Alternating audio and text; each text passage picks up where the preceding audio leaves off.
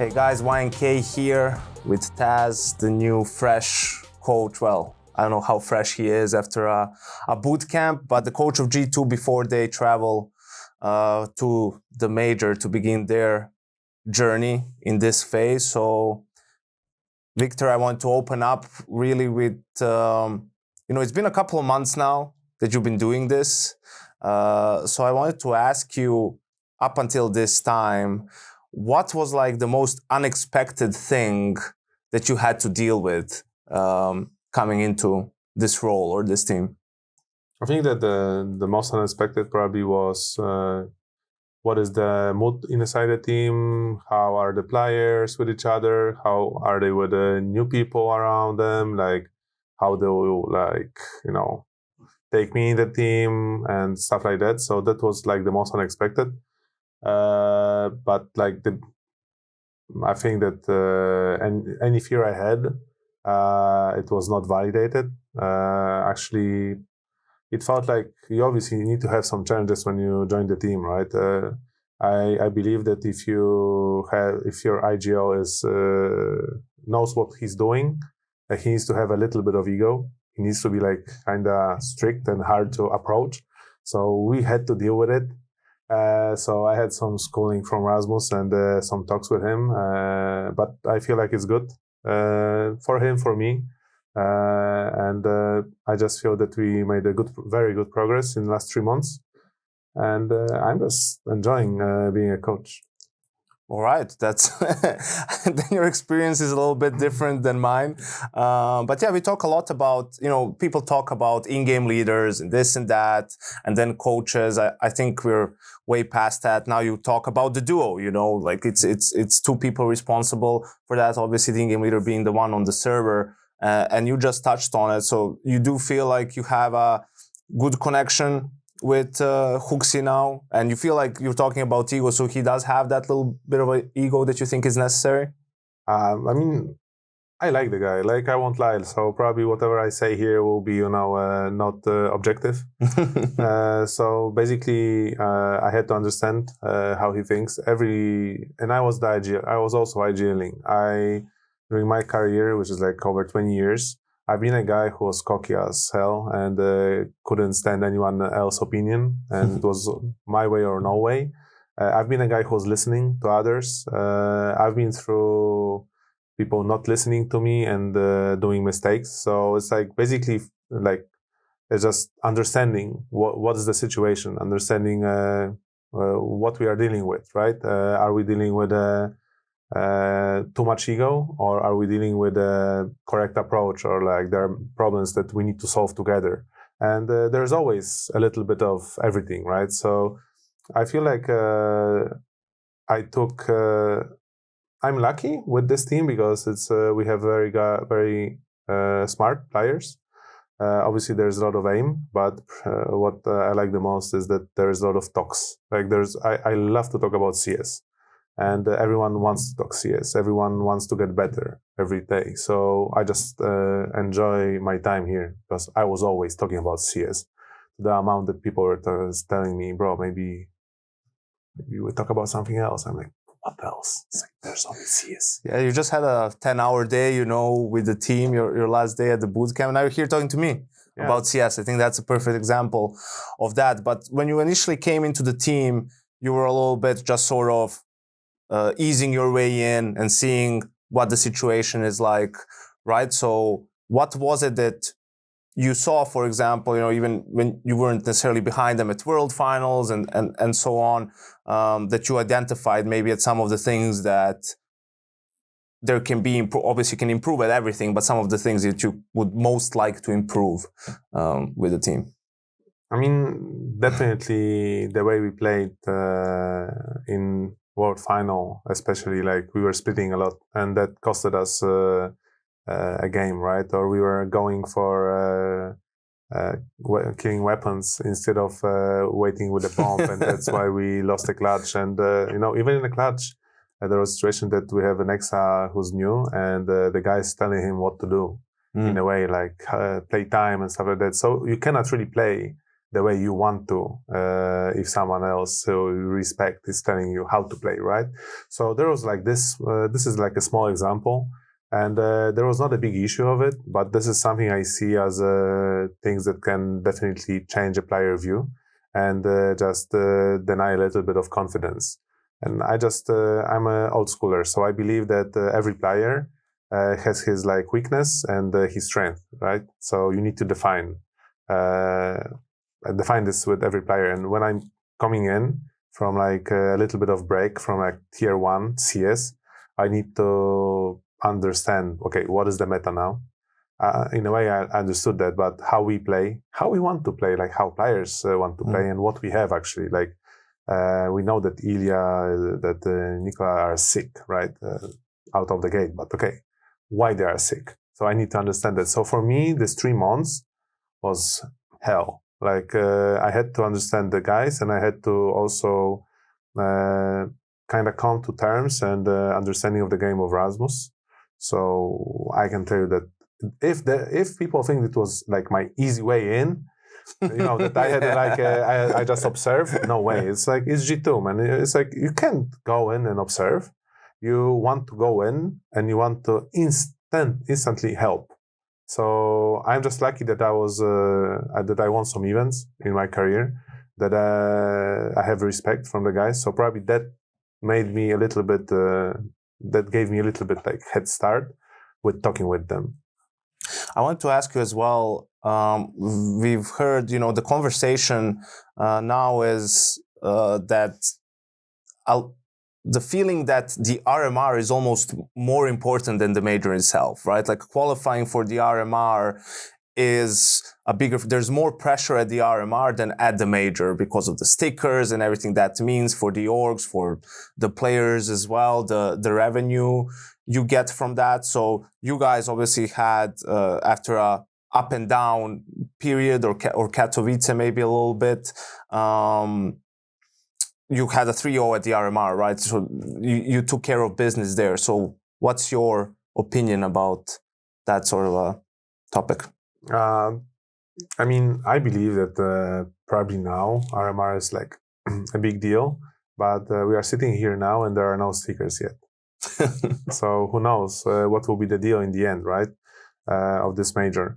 And I don't like the whole, feeling that if you do good at RMR, this is like, yeah, that's it. This is the greatest feeling because now I get the money from stickers. Now I go to the major. But I always felt like winning is like what counts. Like people will remember you if you are winning. Or for example, when it was VP, like we had also 2 bonus things to us. We were the gatekeepers, kinda like. Fnatic had to go through us to win their majors. SK Gaming, Luminosity, they had to go through us to win their majors. So it kind of felt cool and not cool in a way. And we also had this extra vibe with the people around, like with our fans. So I feel like these are the 3 most important things in CS. And RMR, I don't like the idea that you get the stickers and you are so happy. Yeah. I understand that. I know it from my perspective as well. It's life-changing if you get this amount of money. I don't even know what kind of money you get nowadays. So I'm not really into it. I have a different approach to it. Like my approach is that we go to major and I just want us to do our best to win. That's it. I think that's the right one, especially also for, a team like G2, similar for someone like Vitality, FaZe. I think for them, still the sights are set and the goals are higher than just making it there. But did you, at the RMR, see that the players were feeling pressured more than usual, or was it just business as usual? I think definitely they were pressured, but it's a good thing because you have this pressure that for them also they didn't qualify once, right? Before, so they know the feeling, they know this thing, and I just like the idea of this pressure because this is a very good practice before major, before the next events, so that's good.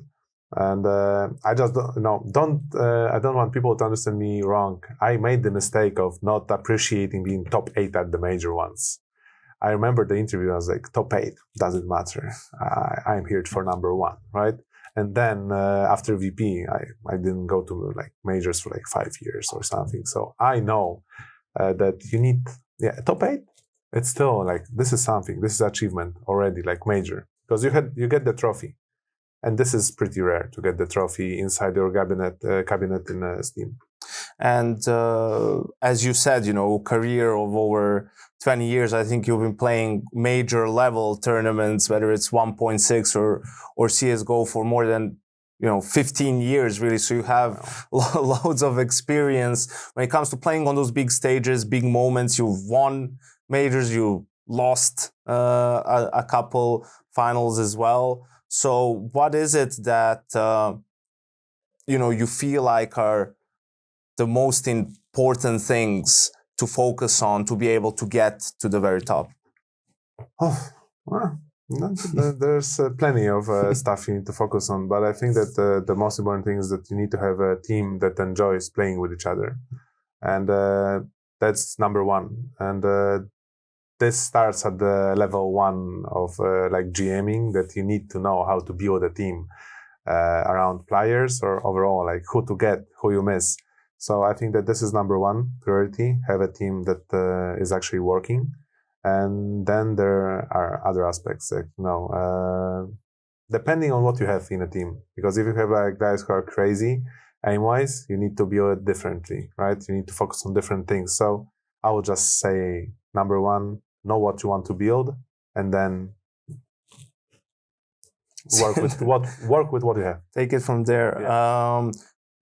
There's also been talk about how the level of CS currently isn't really that high. Perhaps a little bit because it's CS2, so some players' individual levels dropped off. Perhaps because, with the new game, there's some new mechanics, so people are still adjusting to it, tips and tricks coming up with new stuff. What are your thoughts on that? I mean, definitely. I think that when the new game comes, like the updated version of CSGO, some people adapt faster, some people adapt slower. We have new things. Probably the way we are playing now in CS2, in like half a year, we'll be like, okay, how we could play like this? What we had in our heads? Because that's what you have when you watch like early CSGO games compared to like late CSGO games. Like the mechanics of smoke are different. The nades can be used differently. Mollies are different. Like in CSGO, you didn't have the situation that you throw a molly, you see the fire, but it's not burning you because this is the edge of the fire, right? You couldn't cross the smoke and you had a molly in front of it and it's not burning you. So there are a lot of gimmicks, which I think will evolve in the future.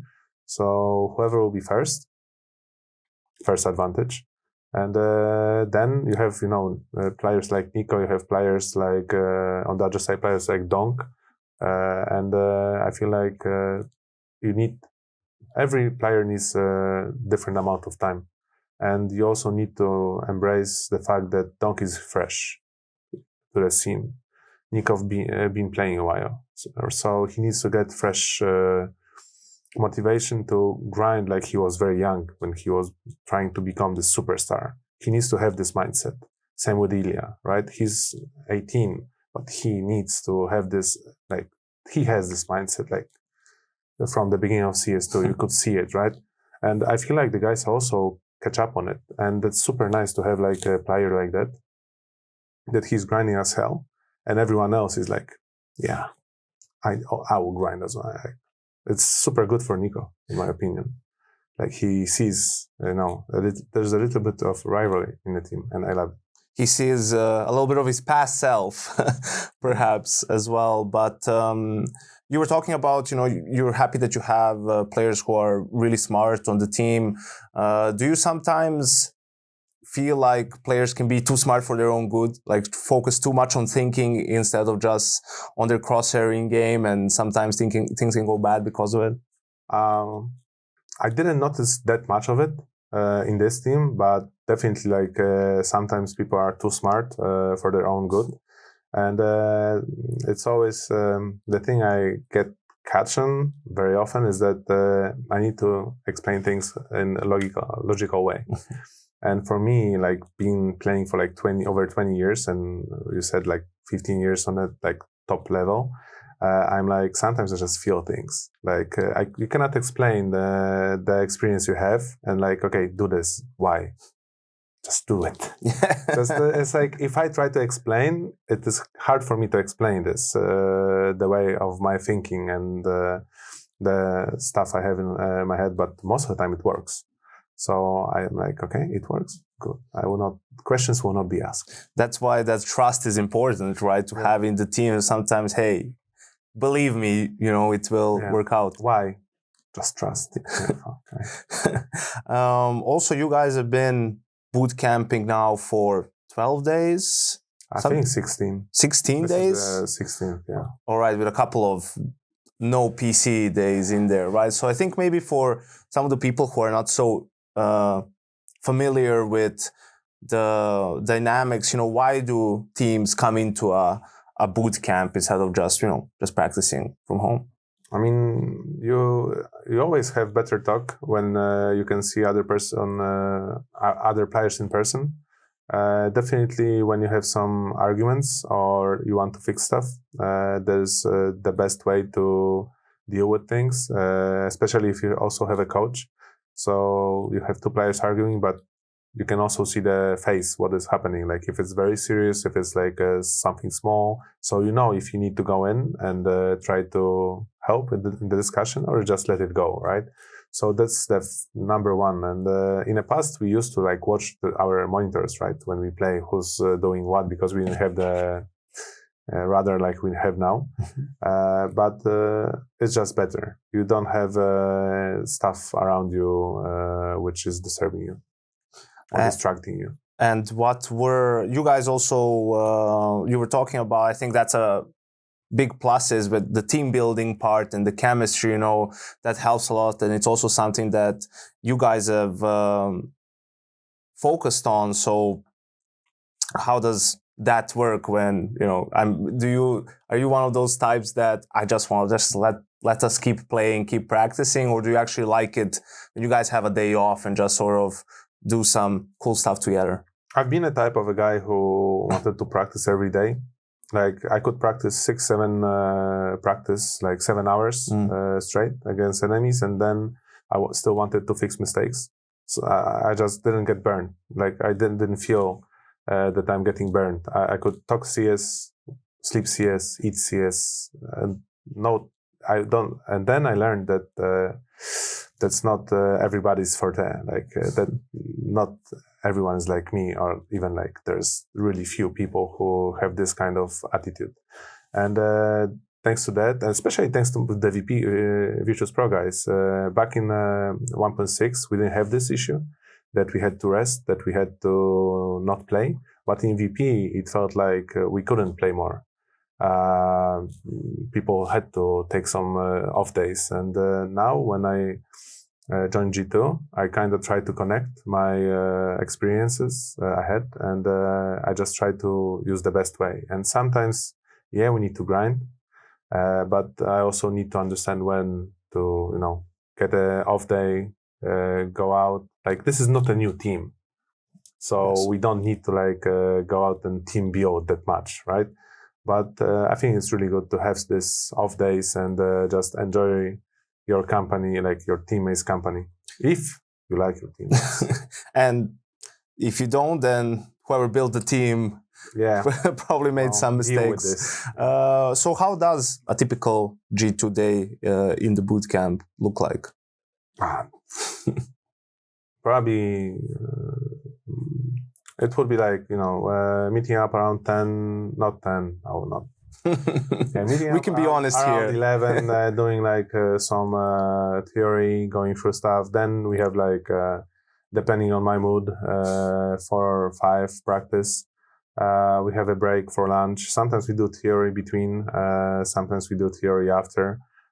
It's my decisions, and I don't like to put it like straight. I like to feel it out, what we need to do. Because when you also do too much, it can hurt. So basically it start at 11, end up at 8, around 8, and then it's off for everyone. And how satisfied are you with how things went these 16 days? I don't like to be overconfident, so I still see that we have some stuff to work on.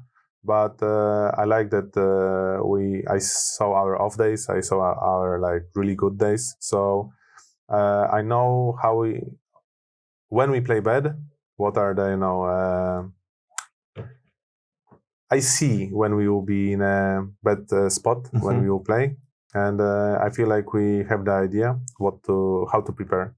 So yeah, now it's just I would say now is the fun part. Now is the fun part. And what can we expect from G2 in Copenhagen? I hope that we, like as every interview, I just want us to play better than we played last event when you saw us. So if it was RMR, I hope that we will play a little bit better. Every event a little bit better until we are like feeling that we are playing, like that we can sit down and say we are fucking playing amazing. And that's the point I want to reach, right? And from there we need to learn how to grasp, like have it in our hands. And how many fines can we expect for you at the major for overly cheering for the team? I don't know, man. Actually, I've been practicing this during bootcamp. Really? Yeah, that's no joke. I've been practicing to like not be overly loud and not talk too much, and just let them. Even when you see that there is like wrong buy-in for a freeze time, I was like, just let it be. We deal with it because this can be also a situation at the major. All right, Wiktor. It was a pleasure, as always. Thank you so much for your time. I know it was a long couple of weeks for you, but safe travels.